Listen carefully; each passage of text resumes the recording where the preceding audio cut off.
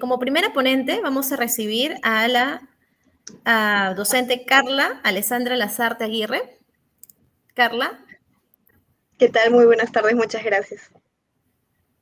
Ok, se visualiza excelente la cámara. Bueno, darte la bienvenida a esta sala temática. El día de hoy nos vas a ilustrar con tu ponencia, Resiliencia Organizacional en las Escuelas de Educación Básica Regular de Lima Metropolitana. Para comentarles un poquito más sobre Carla, Carla Lazarte es bachiller en Comunicación para el Desarrollo por la Pontificia Universidad Católica del Perú, con estudios complementarios en Planificación Estratégica de Proyectos. Carla también está vinculada a proyectos educativos orientados a la capacitación e innovación docente en las escuelas de educación básica regular. Es ponente en el tercer Congreso Latinoamericano de Estudiantes y Egresados de Posgrado en Educación titulado Horizontes Educativos en América Latina, Innovación, Diversidad y Cultura. Actualmente se encuentra estudiando una maestría en Educación con mención en Gestión en la Escuela de Posgrado de la Universidad Pontificia Universidad Católica, donde también es miembro del Grupo de Investigación, Aprendizaje, Innovación y Organizaciones Educativas. Carla, este espacio es todo tuyo. Listo, muchísimas gracias. Me dan un segundo que comparto mi pantalla. Ya, perfecto. Entonces, muy buenas tardes con todos. Es un gusto estar frente a todos ustedes conectada para presentarles la investigación que ya había realizado hace algunos meses, como les comentó Jacqueline. Yo soy comunicadora vinculada a través de mi trayectoria profesional al campo educativo. Estoy justamente por eso mismo estudiando una maestría en educación y soy miembro del Grupo de Investigación de Aprendizaje, Innovación y Organizaciones Educativas. La investigación que les voy a presentar ahora surge a raíz de que actualmente no existen muchas investigaciones sobre resiliencia organizacional vinculadas al campo educativo. Entonces, incluso, o más aún, la mayoría de estas investigaciones están acotadas al periodo de pandemia y me parece que es de mayor valor el hacer un análisis del aprendizaje que conllevó a atravesar por esta crisis y es por eso que mi investigación se enfoca en el periodo post-pandemia. Ahora, comenzando un poco sobre el contexto de la investigación, contrariamente a lo que se podría pensar, las discusiones internacionales sobre resiliencia organizacional no surgen a raíz de la pandemia generada por la COVID-19, sino que por el contrario ya existían desde hace muchos años antes. Y tomando como ejemplo el 2017, año en el que la UNESCO reafirmaba su compromiso con los gobiernos de diferentes países para desarrollar la resiliencia frente a desastres naturales, lo cual ya da cuenta de su manifestación de manera correlacional con algunos eventos críticos que ocurren de manera inesperada. Es así también que algunos investigadores ya habían observado este fenómeno, pero vinculado o teniendo diferentes enfoques, ¿no? Por ejemplo, investigadores ya habían visto la resiliencia, pero enfocada hacia la mirada de los docentes de manera individual, vinculado a temas como el estrés, el burnout, la eficacia y contextos vulnerables. Es así que la crisis sanitaria del año 2020 contribuye a reforzar este sentido de necesidad de desarrollar la resiliencia en las instituciones educativas como un modo de supervivencia. No obstante, con el inicio de la pospandemia vinieron nuevos retos que afrontar para demostrar o no qué tan resilientes eran finalmente estas instituciones, hechos que se sustentan con algunos de los datos aquí presentados, como por ejemplo el Banco Central de Reserva del Perú o la Defensoría del Pueblo, que afirman en sus investigaciones que el cierre del año 2021, menos del 20% de las instituciones educativas habían retomado sus actividades a pesar de que un 84% ya se encontraba habilitada para operar, lo cual da cuenta de su bajo nivel de adaptación y de su nivel bastante limitado de respuesta. En complemento, el Banco Mundial, UNESCO y UNICEF incidían también en la obligación no solo de las escuelas o de las instituciones de manera individual de desarrollar esta resiliencia, sino de los sistemas educativos en general, en planificar la continuidad del aprendizaje, lo cual se va a poder realizar o que se va a poder alcanzar con la realización sistemática de diagnósticos y con la mejora de la gestión, que es de vital importancia para compartir estos desafíos en ventajas ante la ventana de oportunidades que ofrecen justamente los contextos de incertidumbre. Ahora, retomando un poco hacia el contexto de la investigación o el foco de la investigación, se propuso como pregunta de investigación cómo se manifiesta la resiliencia organizacional en los directivos de escuelas de educación básica regular de Lima Metropolitana durante la pospandemia, siendo el objetivo general justamente el analizar estas manifestaciones, entendiendo también manifestaciones como modos de comportamiento y acciones y entendiendo también el periodo de pospandemia como el periodo de retorno a la presencialidad que sería a finales del año 2021. Ahora, antes de partir con el marco teórico, quisiera dejar una pregunta abierta de qué se piensa cuando se hable de resiliencia. ¿Por qué hago esta pregunta? Porque la resiliencia tiene distintas miradas o distintos enfoques, teniendo o tomando acá como punto de partida dos de los principales enfoques estudiados, como el psicológico, en el cual se toma la resiliencia como una habilidad de una persona o un colectivo para superar eventos desfavorables que suelen tener un impacto en las condiciones socioemocionales de una persona. Y por otro lado está la resiliencia organizacional, que es la capacidad para afrontar circunstancias desfavorables que impactan en una organización y que esto les va a permitir no solamente superar esos momentos críticos, sino también poderlos prevenir a futuro, asegurándose así de cumplir con sus objetivos. Ahora, aquí hay una precisión bastante importante que realizar, y es que la doctora Stephanie Dushek es una de las principales exponentes de la resiliencia organizacional, o los principales referentes, que parte de su estudio en un ámbito empresarial. Ahora, la pregunta podría ser, ¿por qué adoptar este estudio de resiliencia organizacional investigado a profundidad en un ámbito empresarial, en un ámbito educativo? Y es porque se está tomando las instituciones educativas, ya sea educación básica o educación superior, como organizaciones, según esta teoría organizacional. ¿Por qué? Porque justamente una organización es una entidad económico-social integrada por individuos y recursos que van a generar beneficios para la sociedad y que finalmente van a promover el desarrollo de una nación, lo cual va a calzar con las características de una escuela, ya que tiene individuos, tiene recursos y que van a generar un aporte o un impacto a una nación.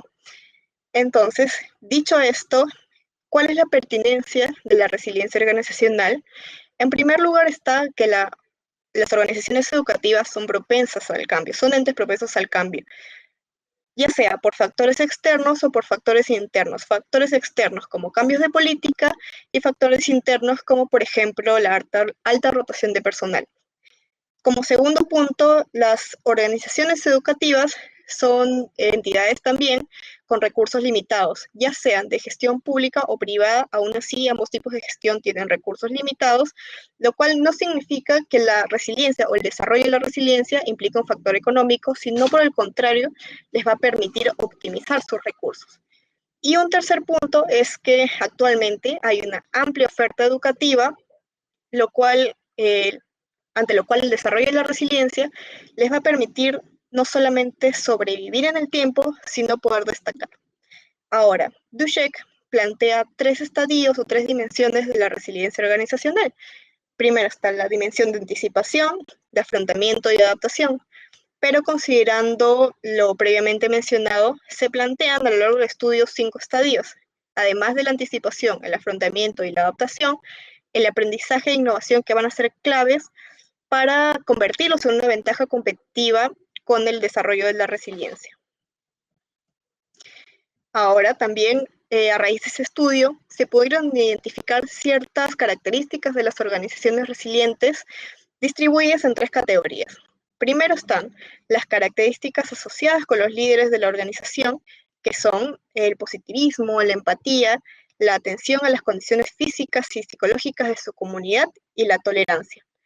Por otro lado, están las características asociadas con la organización en conjunto, como la confiabilidad, traducida en la seguridad de que frente a cualquier cambio externo que surja, van a poder aún así cumplir con sus objetivos institucionales, y la flexibilidad en cuanto a la adaptación o a la modificación de las maneras planteadas dentro de su plan de acción para realizar ciertas estrategias o cumplir ciertos objetivos.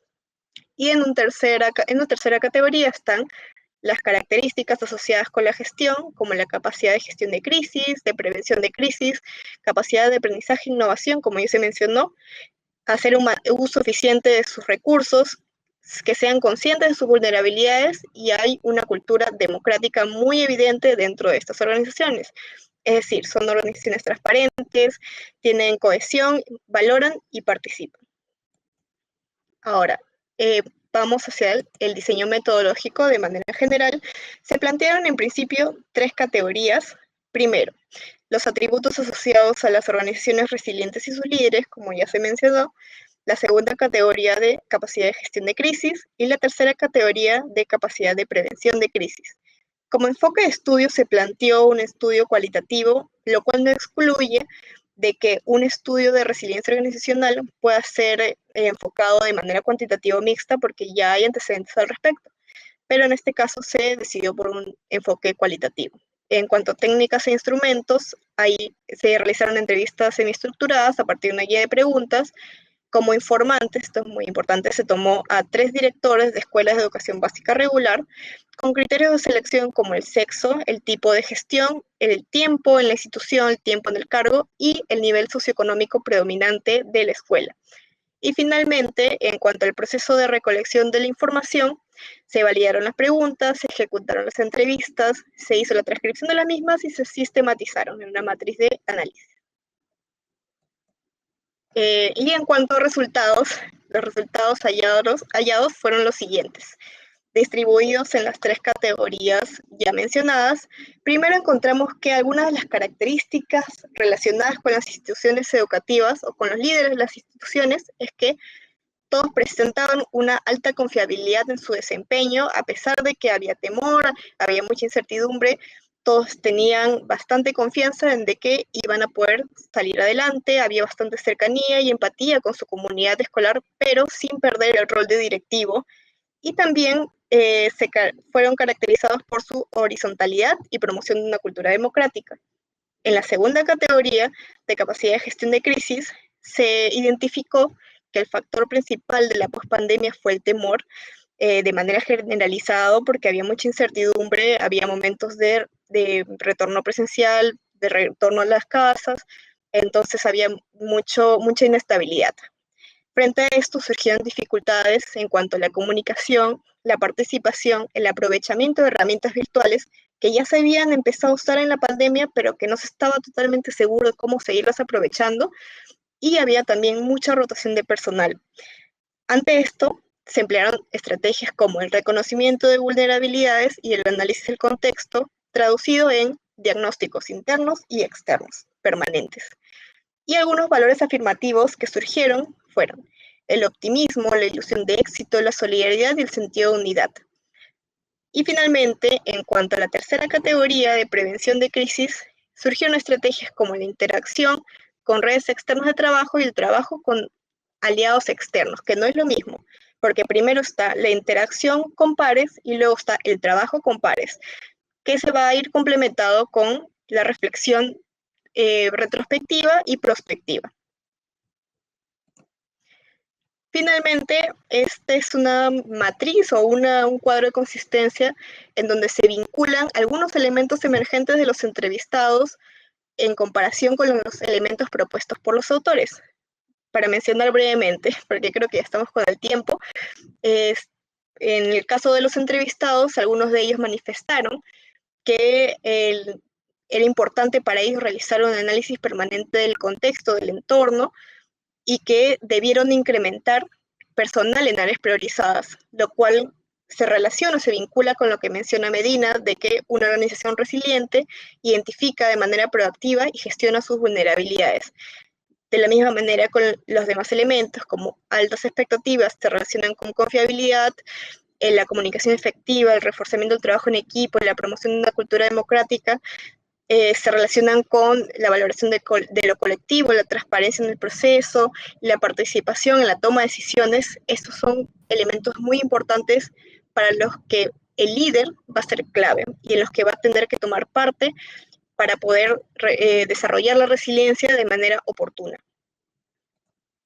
Y finalmente las conclusiones vinculadas a las categorías previamente mencionadas. Es evidente antes mencionar de que la pandemia generada por la COVID-19 tuvo un impacto significativo en los modelos de gestión de diferentes instituciones educativas, evidenciando la relevancia de adoptar la resiliencia como un enfoque organizacional. A partir de esto, en la primera categoría encontramos lo siguiente. Las manifestaciones como las altas expectativas parten de o son influenciadas por el liderazgo positivo del director o del gestor, la aceptación y adaptación al cambio con visión a futuro. Eso es importante. Muchas instituciones tienden a tomar medidas reactivas, pero no parten de una visión a futuro. Y es algo que todavía está en proceso de desarrollo por muchas instituciones.